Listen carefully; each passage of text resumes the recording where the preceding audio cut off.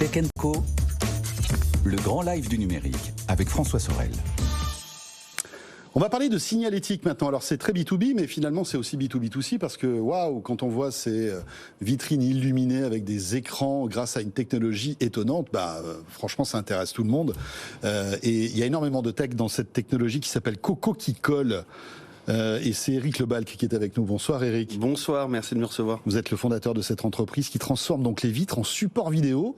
Et c'est vrai qu'on est très heureux de vous recevoir parce que vous allez le voir si vous êtes avec nous à la télé, il y a des vidéos qu'on va vous montrer qui sont assez bluffantes.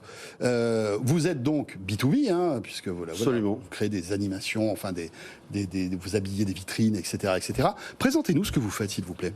Alors, en fait, nous, on travaille dans le domaine de la signalétique. Alors, on est peut-être de la même génération, ça date un peu maintenant. Oui. En fait, ce qui est intéressant dans l'évolution de notre marché, c'est qu'au tout départ, vous avez peut-être connu ça, il y avait les peintres en lettres. Ceux qui venaient et qui décoraient les vitrines en écrivant. C'est ça. Ensuite, on a une évolution du marché où ensuite on a pu faire des LED découpées en adhésif. Donc là, l'adhésif a été intégré au marché. Et ensuite, on est passé à l'ère du numérique, où là, on avait l'impression numérique. Donc là, on pouvait imprimer des visuels, des quadrilles, des photos. Tout à fait. Et maintenant, on rentre dans une nouvelle ère qui est l'affichage dynamique. Donc on peut utiliser maintenant un film adhésif qu'on va pouvoir appliquer sur des espaces vitrés et un peu dans tout type de largeur. En fait, on fait vraiment du sur-mesure pour diffuser de la vidéo, ce qui est assez étonnant. Voilà, parce que et si vous êtes avec nous à la télé, mais on va un petit peu vous décrire à la radio, imaginez une immense baie vitrée. D'accord, sur laquelle, vous allez pouvoir poser donc votre film adhésif.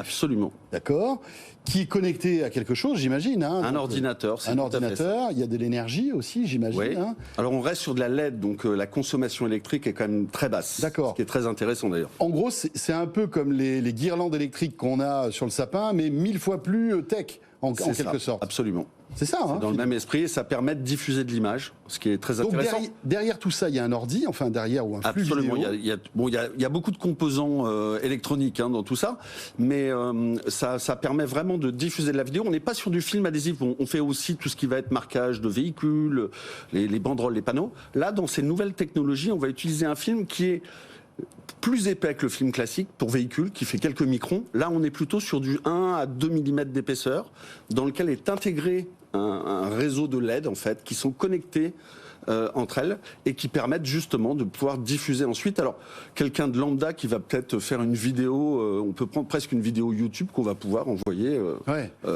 Parce qu'on se dit, c'est vrai que c'est très spectaculaire, donc je vous invite à regarder le replay si vous êtes avec nous à la radio, parce que franchement c'est impressionnant. On se retrouve avec un immense écran, voilà, un peu comme au cinéma, et diffuser donc ce qu'on veut. Vous disiez une vidéo YouTube, mais aussi pour une vitrine, ça peut être des produits promotionnels. Absolument. Enfin, des choses. Alors là, il y a un gros travail graphique quand même sur celui-ci en amont, parce qu'après il y a quand même du boulot graphique pour pouvoir projeter la vidéo. Là, on est vraiment sur de la 3D, des choses assez précises. Mais par contre, on pourrait diffuser aussi la vidéo tout à fait standard de quelqu'un qui a fait une vidéo dans la rue.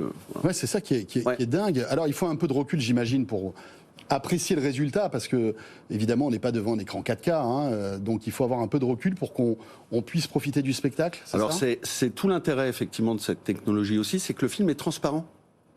Donc vous voyez au travers de la vitrine, vous pouvez voir les vêtements, les produits que propose un commerçant. Ouais. Et ça, c'est si vous vous rapprochez assez proche du film. Ensuite, avec la distance, vous voyez une vidéo effectivement pour promouvoir le produit. C'est très impactant et ça touche beaucoup les passants en fait. C'est un peu l'intérêt.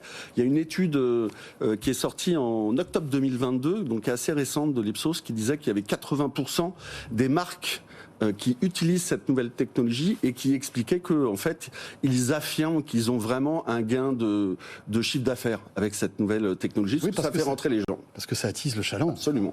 Je veux dire, ça attire le chaland. Absolument. Et ça l'attise aussi. En effet.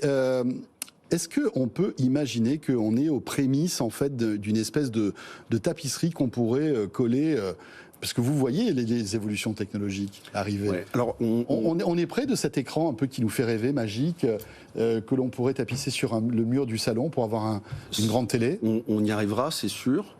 Après, en France, sur la publicité, on a quand même des lois qui sont assez strictes. Je parle par rapport à la pollution visuelle, par exemple. Ouais, on sait que oui. aujourd'hui, dans les villes en France, les enseignes doivent être éteintes à partir de 1h du matin jusqu'à 6h.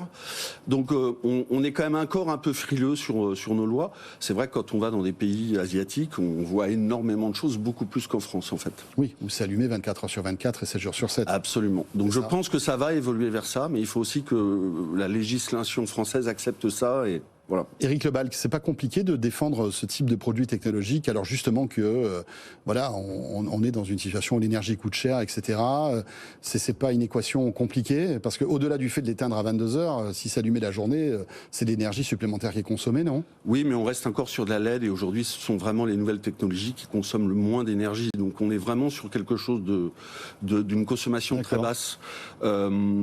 Après, de la même façon, on a d'autres produits aussi. Oui. Au-delà de ce produit dont on parle là, on a un produit à base de cristaux liquides, par exemple. Ça, c'est extrêmement étonnant. C'est-à-dire que vous avez une vitre transparente et simplement avec votre smartphone, vous allez pouvoir l'opacifier ou la rendre transparente. J'ai vu ça dans la série Ted Lasso. Ah oui, peut-être. Justement, il y a l'une des héroïnes qui a un bureau et puis elle appuie, elle s'amuse avec son smartphone pour opacifier tout de suite le bureau qui est en open space en quelque sorte, mais qui est fermé. Et c'est assez impressionnant. Merci beaucoup Eric. Mais merci à vous. Merci. Ça s'appelle Coco qui colle. Il n'y a que des cas, vous verrez sur un clavier, c'est très proche. Les lettres se touchent toutes, c'est super. Si vous êtes intéressé, pourquoi pas.